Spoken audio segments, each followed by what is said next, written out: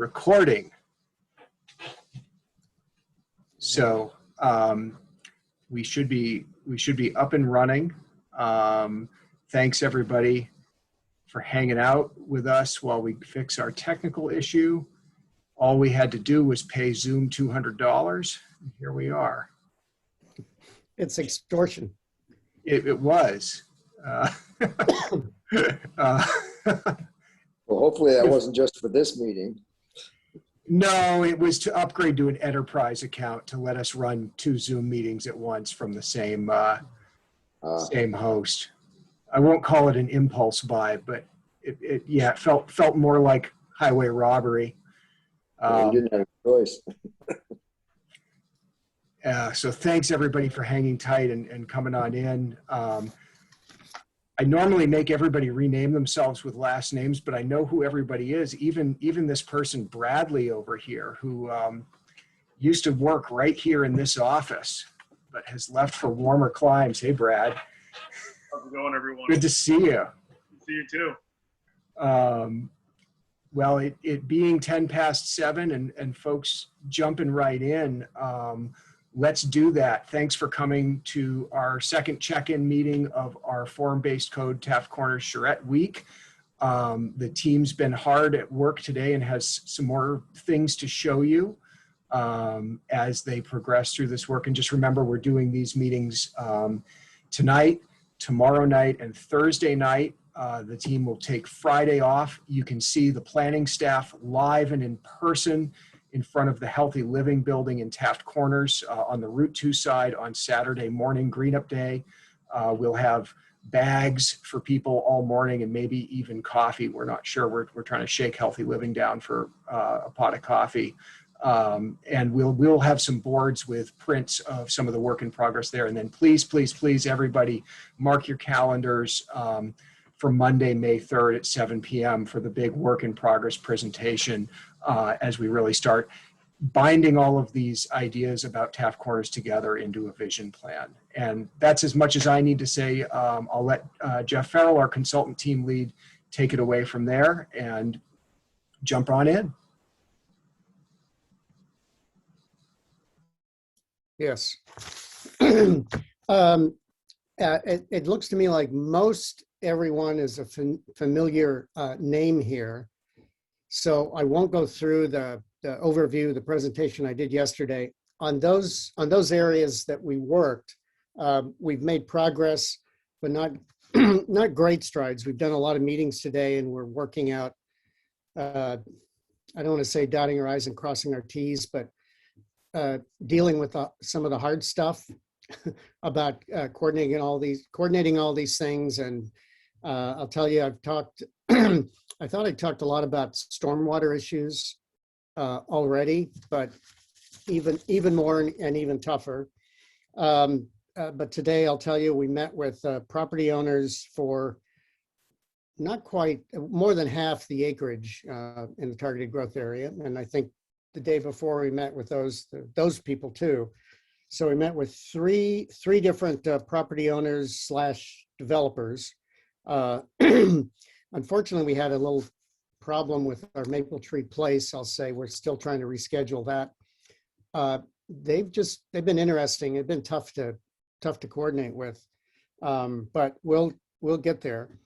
And then we also met today with staff. We met with the director and the assistant director of public works, the fire chief, the stormwater coordinator, and we talked about issues of road widths, how far the ladder truck for the fire department that's being built right now can reach out from the street across traffic, parking, bicycle, tree lawn, sidewalk, and dooryards to get to the buildings. Things at that level. Stormwater, we talked about how that works. New streets, stormwater, fire access, things are, I'd say things are hard, but they're not no killer problems there. I think the good news is I can show you a preview, and it's actually a pretty good preview. I'm going to go ahead and grab the screen share, and quickly I'll show you one image, and then pass it off to Steve. We talked before about the idea of Trader Lane running through a big green as a central gathering space, and traffic calming gathering space, Frisbee, lunch, childcare place, and going on up and connecting with 2. Steve is working on a view taken from probably standing 3/4 of the way up Trader Lane from Marshall. So you catch a little bit of glimpse of the back corner of this building, a little bit of buildings that might be lining the side here, and mainly you're looking right into that green. And Steve's pretty far along. I'll give Steve, you want to take that away? But he's just got the basic parts there. When he's finally finished, his work tends to look very real, not like photo imaging. So, all right, Steve. And you're muted. That's the necessary Zoom protocol. Unmute. There you go. There you go. Okay, so everybody can see this view right here.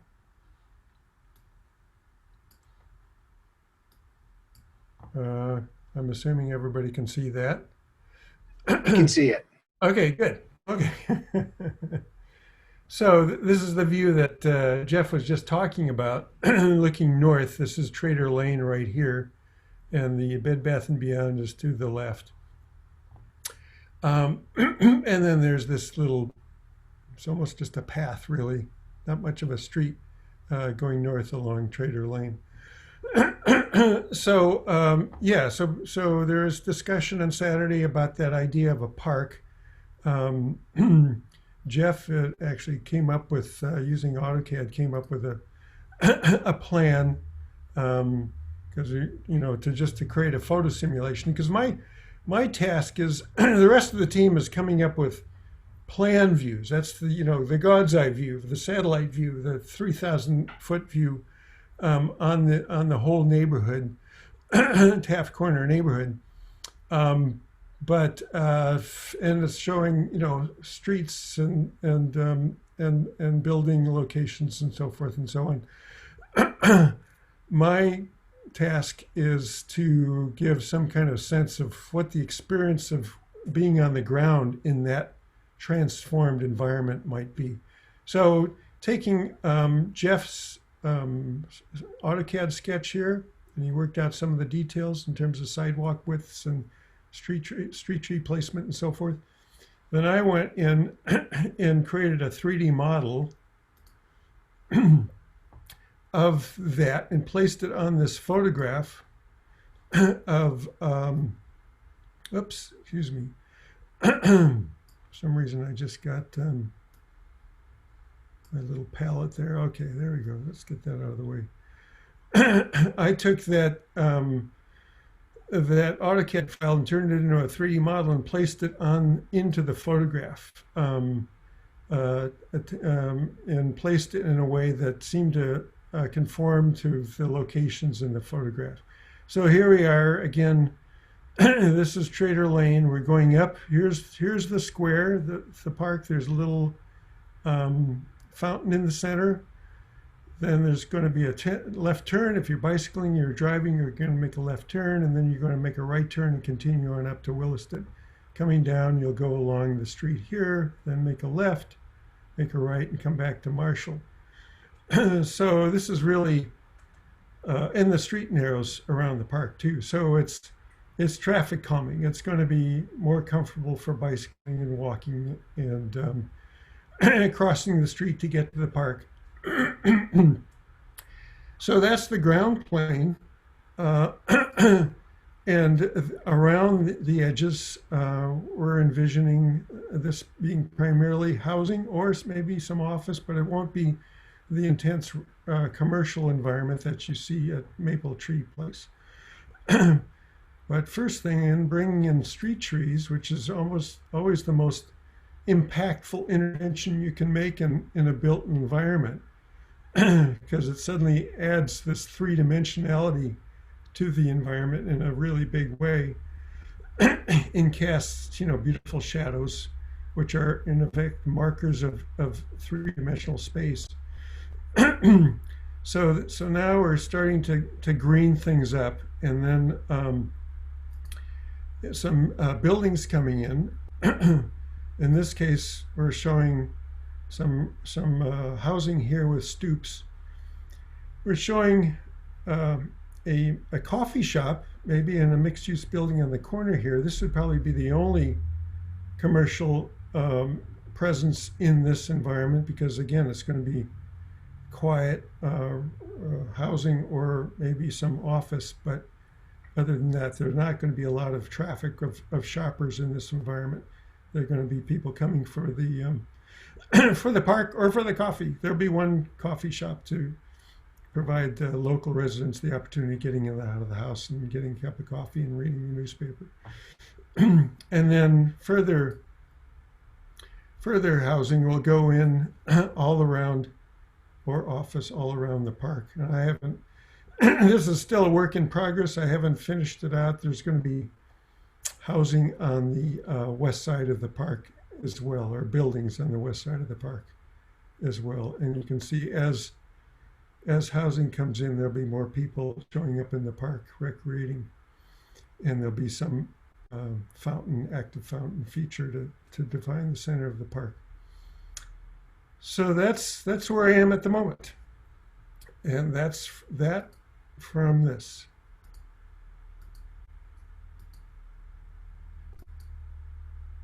And we were figuring this view might trigger a lot of questions or discussion. Does anybody have any thoughts? Is this? I can start. First of all, the graphic work is excellent. It's nice to see. I have a couple of concerns. One is that I actually suggested across from Gardner's Supply, there's a field for a potential amphitheater and place that you could even have a fair or a farmer's market. This green, it looks like the width to me is not that wide, maybe 50 feet. About 130. I'm sorry, how wide is it? It'll be about 130 feet. 130, okay. So you could do a first market potentially on that. The land slopes somewhat to the west. And so I just wasn't sure about that part. Yeah, I tried to suggest that by distorting the plan downhill here.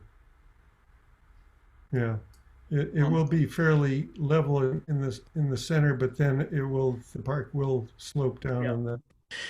And Chapin, there's another idea about that is in some areas the slope, and I'm not saying we've got this all figured out right here, but where there's a difference, the buildings on that other street might have a really kind of a natural advantage in that where the street front, where the building is with, a stoop is at this level, and in back it's lower, so you have natural underground tuck-in parking.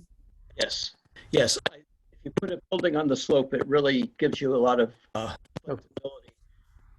So I'll revise my comment that I don't want to give up the idea of a larger space somewhere in the district, but this is an excellent smaller space similar to the Maple Tree Place, and I think we need a lot of those.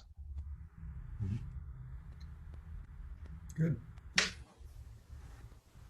A larger space, I had suggested down across from Gardner's Supply, in part because they're not residential there, and so you could hold events, maybe made some noise like a concert or something. The other area that was suggested in my group was that what the church owns in the very north end of the Taft Corner.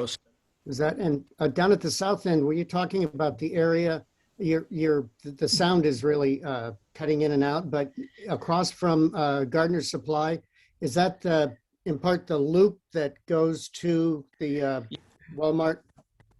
Yes, and I'll sign off and come back in because sound breaks up for me.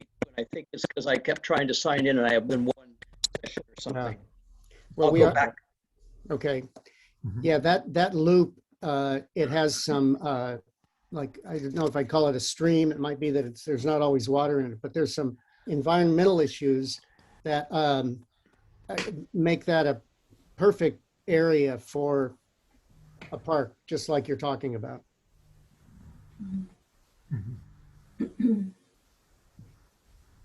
Is Marcy? What about, is there gonna be like a playground for kids in here? Do you envision that? There could be, I'll tell you, and I'll swear that I'm not just trying to recreate where I live, because there's so many models of this.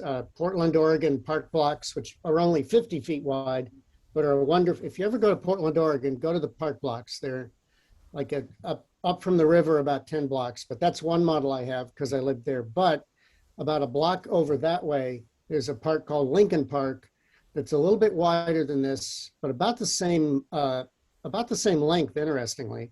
And it has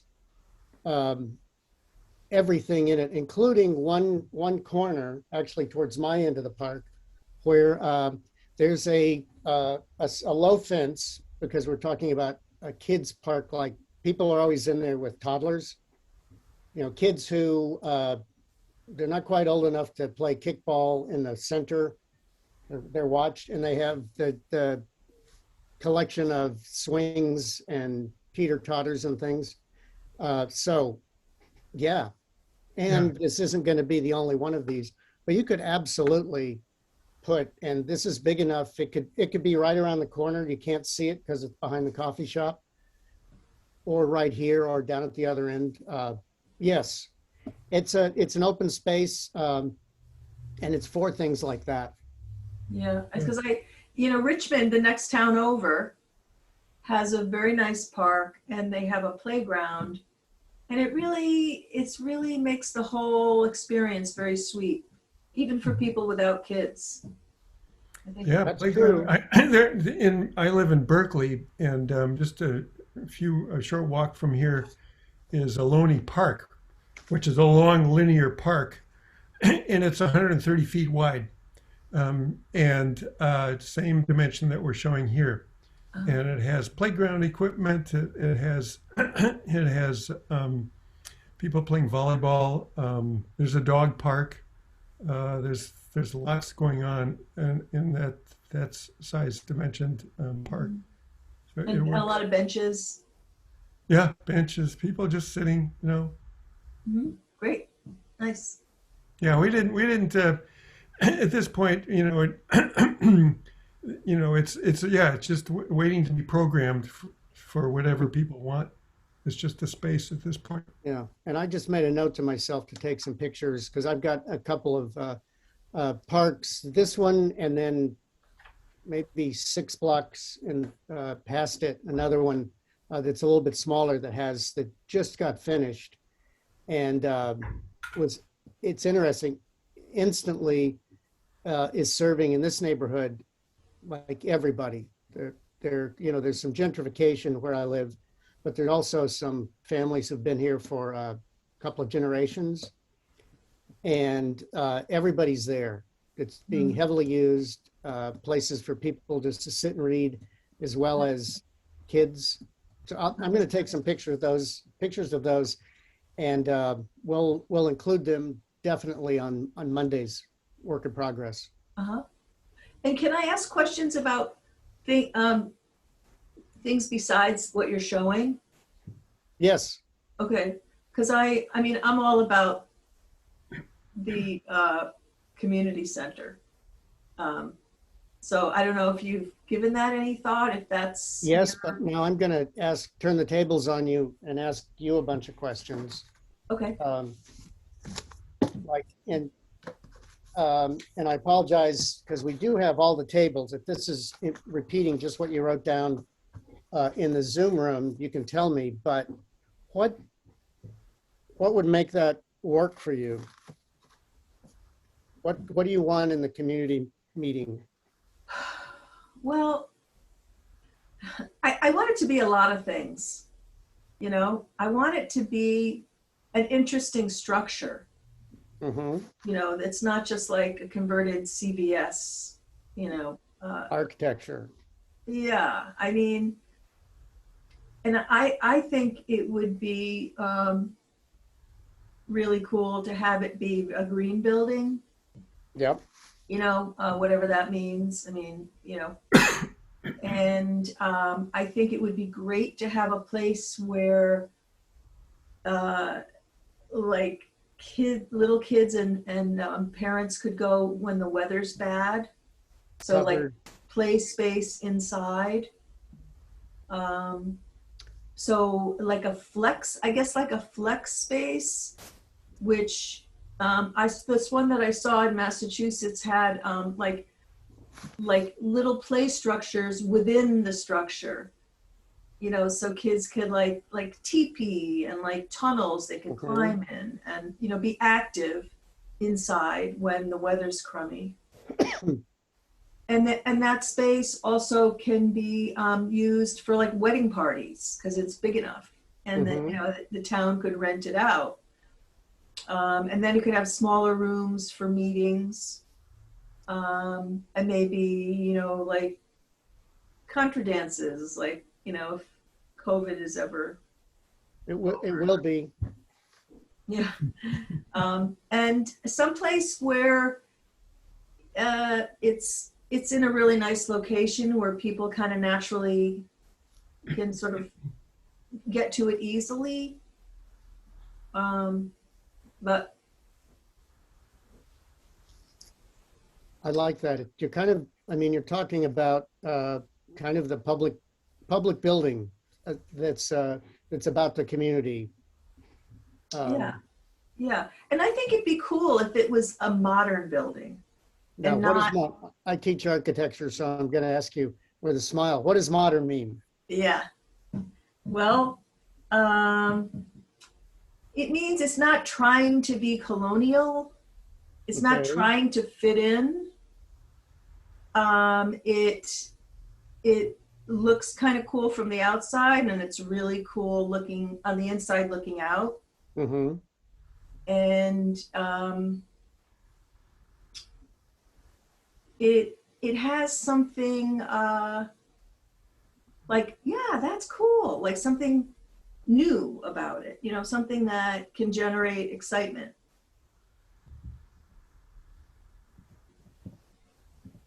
Can I add to that? Yeah.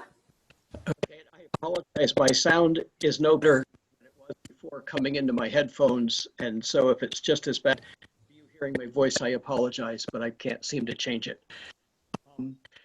Some of the things I've heard about community center is people wanting a place for teachers to go after school, a place for adults to go, or elderly people to go during the day, a place to have community activities, whether it be an art show or a dance, as Marcy said, or like a place where you can have a bigger meeting than you can right in any of the town's municipal meeting rooms. Is sort of an amphitheater approach. I would love it to also have access to community gardens outside of the building. And some people have been saying they really want a aqua facility, you know, a swimming pool, a municipal swimming pool. It reminded me of the YMCA. I don't think we can put all of that in one place. Oh, and I left one thing out. Our library's been talking about wanting to have a branch that have corners, and potentially that could be in the housing as well. Can you repeat that last thing, Chapin? I didn't hear it. I didn't hear it at all. The library has been thinking about having a branch in Taft area, and a branch of our library could be in the community. Mm-hmm. Yeah, You have to love that, a library, which I don't think they're really going away. Mhm. Yeah. Okay. Can I Mr. add Con, something regarding the community center? It's a good. Hello? yes, Is we it were all right if talking I about add, that. sorry, I'm not sure. Is it okay if I add something about the community center? Yes. Okay. Um, so I got an idea that this community center doesn't have to be located here in the middle of this. It could be located in that, up in that, what is that, northern or western quadrant that, you know, where up Route 2A at the edge of the zoning area in an undeveloped field up there. That there could be some public space and athletic fields up there. Church property. Yeah, and parking could be plentiful and so forth. From a functional standpoint, I also think that the community, if there's a community building, it's very flexible. That there could be a classroom space for education, all kinds of things, and perhaps part of the interior is reflects sort of the history of Williston there. So it might tell a story about the town. And maybe there's a place for some town office facilities, some there, just so the town has a presence in the community building. Maybe it's Parks and Rec, or maybe it's, I don't know what. But those are some ideas I had for you. I like those. And, you know, as this area builds out, would make an awful lot of sense for the town to have some offices out here. I think, I don't know if the town staff is overjoyed at thinking about this, but just they're gonna be growing if Taft Corners develops. Williston will be a lot bigger, even if it's not, which will be a good thing in part because we're keeping this development out of the village and the fields. Mhm. That makes a lot of sense. One more thought for the community center is it'd be nice to have a mural. Yes. I want to come to your community center. It sounds like it's going to be a great space. And by the way, Marcy, Keith just texted me that he's definitely got the notes from your group about the community center. Great. So we'll see if we can have something on that to you later on. Find a good site for it, a good building, and there's always the issue of a good funding mechanism. But there's you know, I have no details, but one thought is there's a lot of you know, increased value here. Maybe that's a small bit of a part of that increased value for the property owners is a community hall as part of the package. Yeah. And I like Tim's idea of putting the community center, you know, someplace where there's parking and there can be a pool, whatever, but it's also nice to centrally locate it so people can walk and they don't have to get in their cars. And maybe that's where you get to the idea of the different functions in different places, but there's going to be, well, one big point about the parking is what we're going to be building here is a park once environment. And there's going to be some parking hidden behind these buildings. So that's one thing. There is parking here. So these blocks that we're starting to see laid out that are kind of already there are big enough that they can have parking. They'll definitely have parking in the middle of them. So you'll see parking on streets, and that actually adds up. But there's also more parking lots behind the buildings too. Mm-hmm. Great. I have another, there was an idea, this is off the topic of the Sure. community center.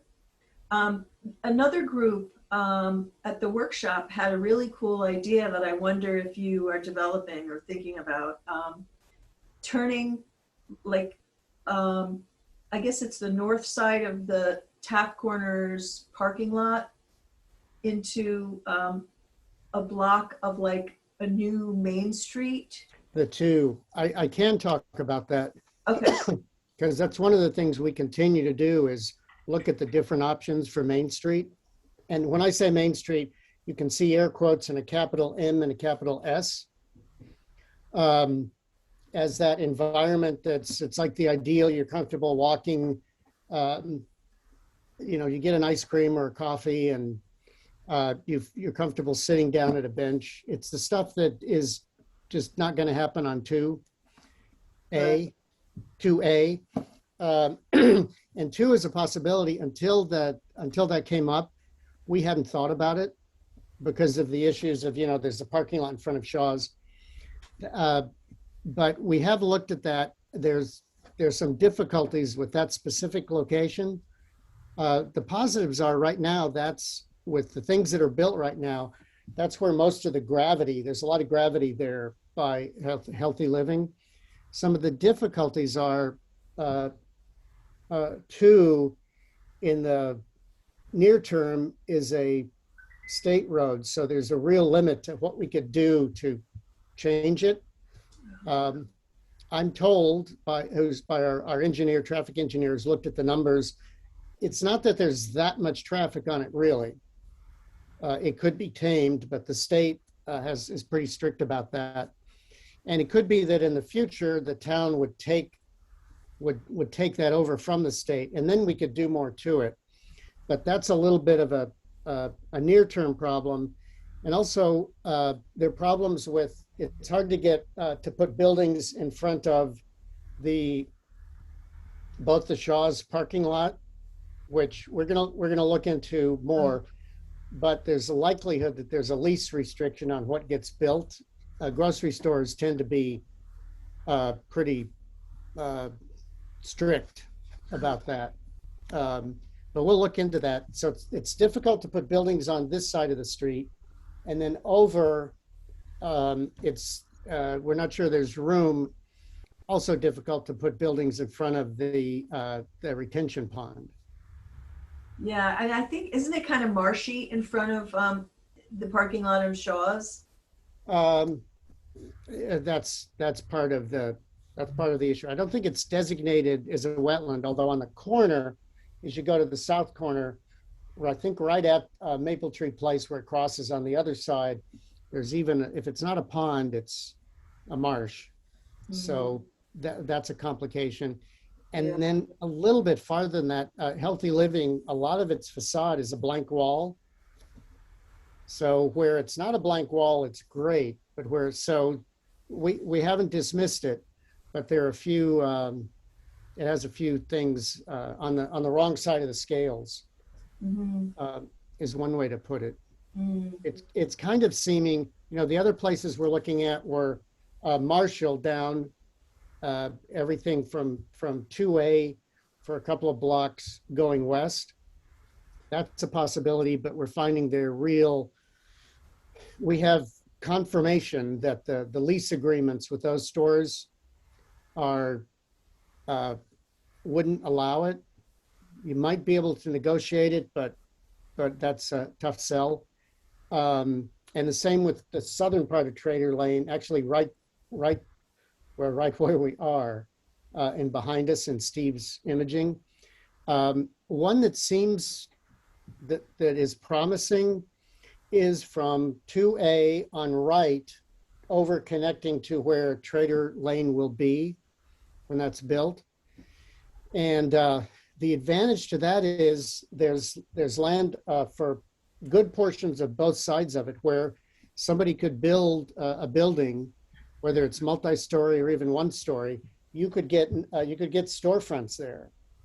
And it's the connection, call it the connectivity from, and it might be for some people a little bit of a shortcut, although we keep it narrow and slow speeds, but it would connect from, if I'm talking with my hands, which is kind of especially dumb on the Zoom, but from 2 coming down Trader Lane before they get to the big intersection at 2A, someone could come down Trader Lane and then turn down Connor.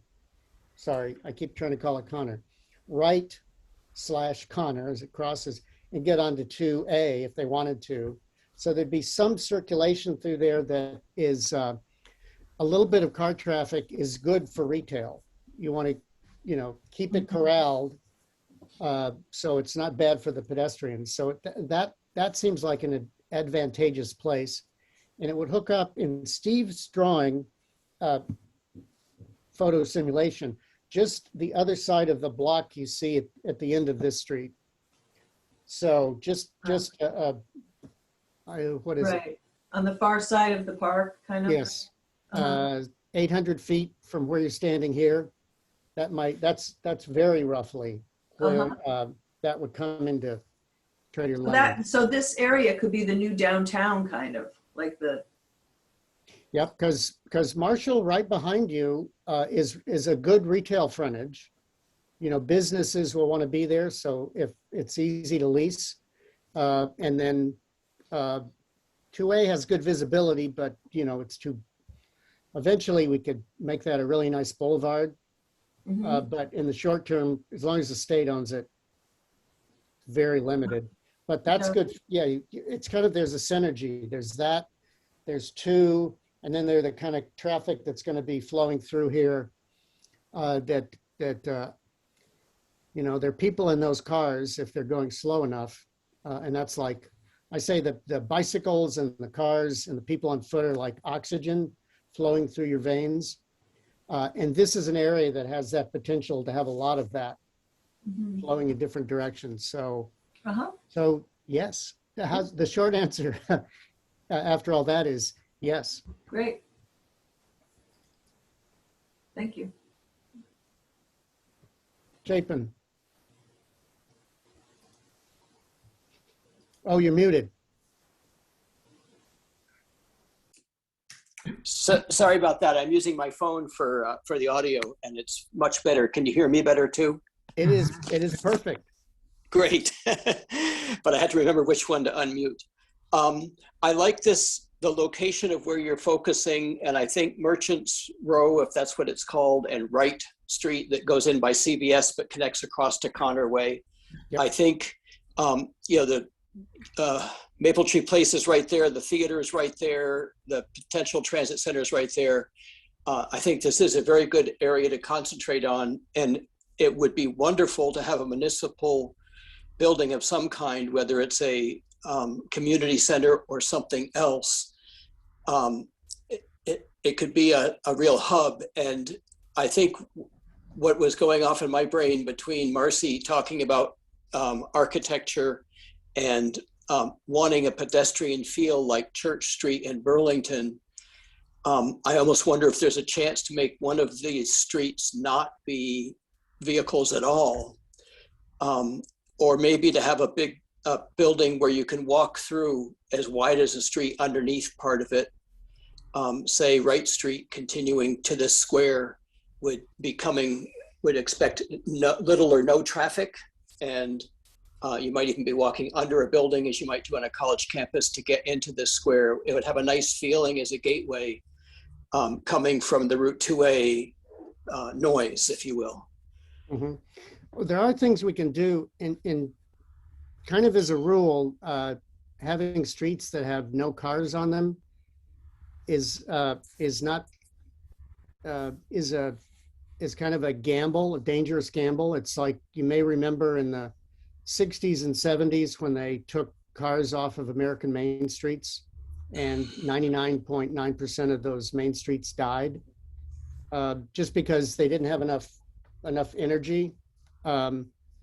So we are very careful with that. And on these streets, we're very careful to make them narrow, and like part of the logic behind this green is it's discontinuous. Yes. So, but and we are looking at things like that, short streets that are even more constrained than this.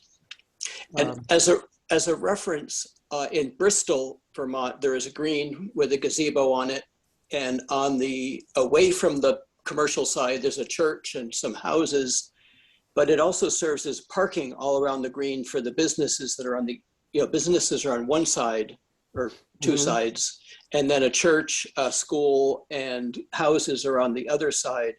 And there's actually a small community garden within it, a gazebo, and they have farmers markets there. And when I was imagining a green space, I was thinking something those dimensions more. This is a little bit not long and narrow, but I think it's maybe what could fit. It might be a good idea to go that way. But I really like the idea of somehow getting people to park once and then use their feet to go somewhere, and everything we can do to encourage that. And I do think Trader Lane, whatever this is called, Trader Way, Trader Lane, that it will want to have some traffic to help. But I'm not sure about Wright. People aren't used to Wright going through, and I'm wondering if we can minimize, or can some of it be one way? Minimize the traffic, and potentially you could then shut it down for periods of time when you want to have street events. Yes, and I'm, shame on me for not mentioning that.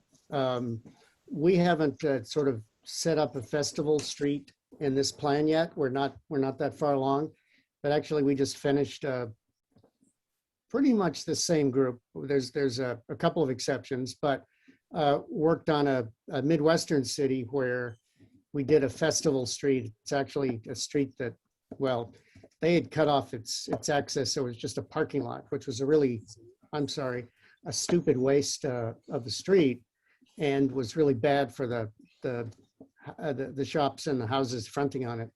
But we set that up to be a festival street, and I think that's a great thing. And maybe that's part of the program for Wright Connor, where it comes across there. And it's I think most of my life, when I went beyond being a teenager, I call it adult life, I've been in places where they had something. In Portland, Oregon, it was the Saturday market. Here in DC, it's the Eastern market, which is Saturday and Sunday. And it's a place so there's some permanent shops, but there are also vendors who come out, and in both cases, literally farmers. There's a place where farmers come out, and here in my neighborhood, there's a shed, a roof that's normally you just park on one side and walk under it, or both sides, but the trucks actually back up. These are kind of medium-sized trucks, not the tractor trailers, but they drive in from Maryland and West Virginia, and they back up to this and set up a stand. So, it's vegetables, produce, honey. You have a farmer's market, so it's that same kind of a thing.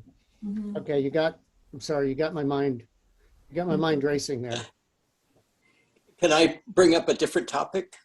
Oh, go ahead. Well, could I just jump in on the same topic? Go ahead. Thanks, Chapin. Because I really like your idea of a building you could walk through on the ground level. That's sort of open air, has anyone ever been on the High Line in New York City? So when you walk on that, so that's like an elevated park that is on old train tracks, and I know there's at least one point in this walkway that's covered, that you go like sort of underneath it's enclosed, and it's really nice. It's sort of like it changes it up. And I'm also thinking, in my pessimistic way, that maybe there's going to be another pandemic, and it's really nice to have. Don't say that. I know, but I mean, it's really nice to have open enclosed spaces, and maybe that could border the park, and that would have a really nice feeling, I think. Okay, we'll definitely look at that, and all that. And also a point, to some degree, I'll make an analogy that what we're doing here is like gardening. And I think this is actually a decent analogy. We're laying out the plot and the areas for things to grow, but part of that is they're over the years. I mean, when you plant a garden, you don't grow the plants. You help them grow, give them a place to grow. So just like these buildings, we give a place and rules for the private sector to build these buildings. They're going to be down every year opportunities to develop and program these streets, and especially these open spaces that we plan for, because they're public. And also as Williston grows and this grows and the tax base of the town grows, things like more, better community halls, there's going to be generation 1 and then generation 2. So it'll be growing over time. Something to think about is also in terms of, Marcy, your concerns about maybe possible future pandemics. I know in Berkeley here, a lot of the merchants did well that were bordered by wide sidewalks, that they actually had places where they didn't necessarily have to have all their patrons be indoors. Wide, the width of sidewalks can provide great opportunities for some of the things you're talking about. Steve, that leads right into what I had wanted to bring up as a different topic, which is form-based code is being implemented in Essex Junction and Winooski and South Burlington. And I do not like the effect of having buildings up on the street. I realize it makes it feel more like a city, but I want greenery and I want enough space for trees. And what you've shown here, Steve, is a sort of a minimal green belt with a normal size sidewalk. And so if the green belt were twice as wide or the sidewalk were twice as wide, I would feel better. And the other thing I wanted to mention is I feel like the density of housing we need to be thinking of is not 2-story, but probably 4-story. And I've been trying to give a lot of thought to what that might look like. And I've been taking pictures of other 4-story development in Chittenden County for more density. And there's a lot of yes and but, or we're pretty much in agreement. Now, what we show here, it would be different in different places. And this is probably right in the core, that I call it a dooryard. It's like that little front yard would be tighter. However, I do want to point out, we're talking about the tree lawn area. We're very careful and insist on that being wide enough so those trees actually grow and take off. So that will be there. In other areas off of this, that dooryard is going to fatten up in the best sense of the word, but and the tree lawn a little bit too. But so we're very careful about, Good. And also trying to push the idea of those connected tree trenches and maybe silvacells, so that under the sidewalk, and if we have a cycle track, the tree roots could actually see the soil on both sides. So the trees, it's a really green city. And for the height, we're absolutely with you there. You'll notice down at the end of this street is that we think you can't tell how tall the buildings on the right are. Although a townhouse, it's hard to get. Most of them are 2-story. 3's a pretty big townhouse, but we're thinking in that same direction. We're also concerned, though, with those buildings about ways to keep them from looking too big and imposing, kind of looming over. Yeah. Yes. And you did a good job with that example at the end of the street by having the mansard roof and the lines over the first story and so forth. Mhm. Good job, Steve. Yeah. But, So, yes, Jeff, if I could sort of second that, it's that because these buildings face a green, I don't think that the green space along the sidewalk needs to be wider per se, but as a rule for what our form-based code is for this district, I would like to make sure that we have a solid green belt as well as wide sidewalks or rec paths. all right. And I mentioned it because it runs counter to what other towns around here are doing with form-based code. Yes, I can only answer. I won't be responsible for Winooski, but we wrote that one. It's a different place. It's an old mill town that already had was really tight. So, and by the way, we had nothing to do with the circulator. I know Winooski. I know Winooski well. All right. Well, I think. Can I just add to something there? Yes. Just want to add in Winooski too, the road and streetscape, which we're sort of looking at here in this image, is coming second. So the buildings are going in first. They feel incredibly close to the road, but the road will be different. It's just that that's the order of operations of how it's going to go there. Yeah, I remember in Winooski, the main street was kind of all over the map. In some places it was really wide. So the buildings, you know, the final build is going to be the actual street for the cars is narrower. So right now, some of those buildings are really tight. Thank you for making yes. that point. Thank you for clarifying that.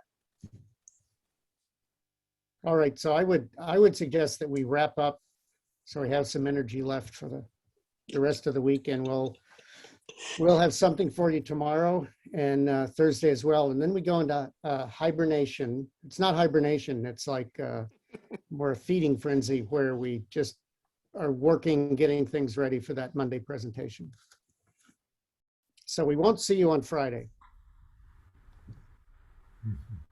You won't see the consultant team on Friday. You can come see the Williston staff on Saturday down in Taft Corners and talk to us in person. We'll bring the distancing stick with us to stay safe. But thanks everybody for coming out again tonight. Thank you team for the update tonight, and stick with us, and we'll see you back here hopefully tomorrow night at 7. For those of you who have, I know coming out of a few of these meetings, we've had citizens post to Williston's Front Porch Forum and sort of say what their experiences were and maybe encourage their neighbors to jump in. We'd love to see more of that kind of organic spread of interest in the project. It's been really rewarding when people have reflected those experiences back out to their friends and neighbors in the community, and would love to have more of that. And let me know if there's anything you want to have communicated back to the team about what you saw tonight or further comments. We'll pass that on, and we'll see everybody again tomorrow night. Thank you. Thank you all. Good night. Thank you. Good night.